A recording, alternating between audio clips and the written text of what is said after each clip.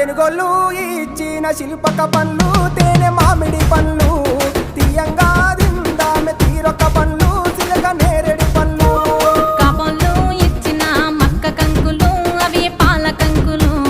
కాల్చుకొని తిందాము కందికాయలు పచ్చి పల్లికాయలు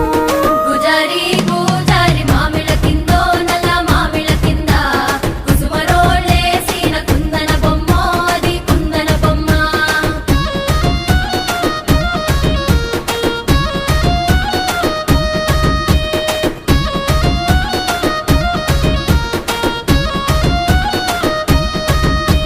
బెస్తోలు పెట్టిన పచ్చి చేపలు అవి వట్టి చేపలు కమ్మంగా